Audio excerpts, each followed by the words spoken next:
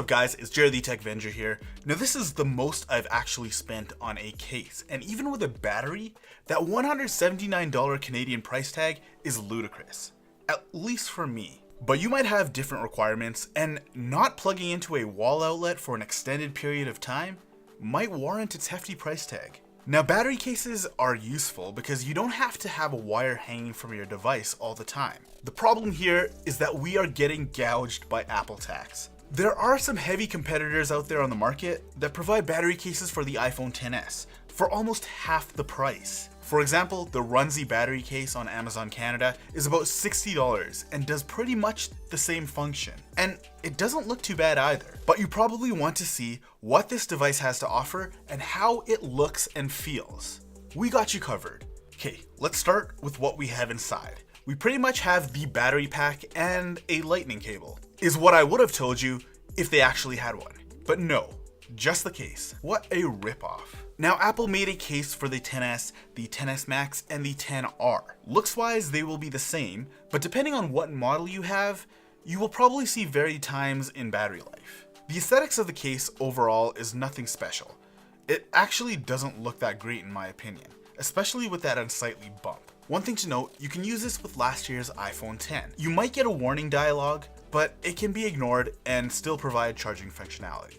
The case does, however, feel premium and seems to be primarily made out of plastic. The finish is very comfortable, and I can see this thing providing a ton of grip. Trying to move it on a slanted glass surface, yeah, it doesn't budge. That's a good sign. Even with a bump, I assumed it would rock back and forth while using it on a table, but that wasn't the case, due to it being very bottom heavy. You'd probably require a lot of force to make this thing move. The lip around the front protects the screen from drops as well, something a lot of people will find valuable. In terms of looking around the case, we got a power and volume button covered up with a cutout for a mute switch, camera, and speaker grill. The lightning jack port on the bottom is just a replicator. Now this is an omission that really doesn't make sense. There's no battery indicator on the case itself, nor is there a power switch to choose when to charge the device. I mean, it's all well and good that you can see the battery levels in the OS itself, but for people who want to check the battery at a glance, yeah, good luck with that. There's only one small LED light in a poorly placed position inside the case. It's orange when charging and green when fully charged, but you can only see this when there's no phone placed inside it. Now the XS case has a milliamp hour rating of 2658, and the XS Max case is rated at 3174 milliamp hours, the exact milliamp hour rating of the built-in battery for both iPhones respectively. So essentially, they took an iPhone battery, slapped it into a case, packaged it up with a lightning cable, realized that some of us are sheep, reopened everything and took out the lightning cable, and called it a day. I mean, I wouldn't put it past them. What matters here is what Apple claims in terms of real-world usage and how accurate those results are. The XS version adds talk time up to 33 hours, internet use up to 21 hours, and video playback up to 25 hours. We only have the XS version with us, and we put it through the real-world Tech Avenger test. Here are the results. Day one, I pulled out the battery case and charged it up to 100%. So the battery case was attached at 100% and the phone was at 1% at 6:30 p.m. I used it for a bit after plugging in the case and watched a couple of videos, checked social media, etc, etc. The case couldn't even charge up my phone fully and drained at 0% at around 8:40 p.m. So roughly 2 hours to reach about 80%. Not bad in terms of charging speed, but not impressed with the amount of juice available to me. Now how's it when juicing up both the case and the phone at the same time? Well, here's where it is a bit different. When the phone is plugged into the case and the case is plugged into a wall outlet, the smart case will charge both the phone and the secondary battery at the same time. But it doesn't seem to prioritize one over the other. It just takes longer to charge the device as a whole.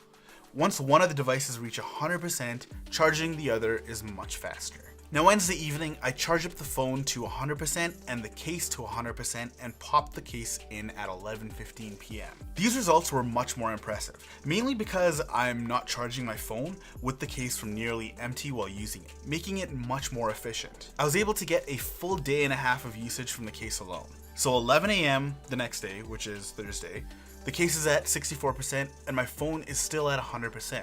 So I used it heavily throughout the day, watching videos on Facebook, Snapchat, Instagram, and YouTube, flipping through social media, streaming audio through my car, using navigation, all of that. At 9:07 p.m. on Thursday, it was still at 100%. So I can safely say this thing will definitely last a full weekend away from a charger if you have both the phone and the case at 100% before leaving. That's decent. It seems to me that this case is the most efficient when both devices are starting at 100%. It makes sense, seeing as how you only have to trickle charge it at 100% as opposed to say 0 or 5%, where it might take more power to bring it up to a full charge. I don't know, I'm no engineer, so let me know in the comments down below if that makes sense to you or if you have anything else that you want to add. So the case is wireless.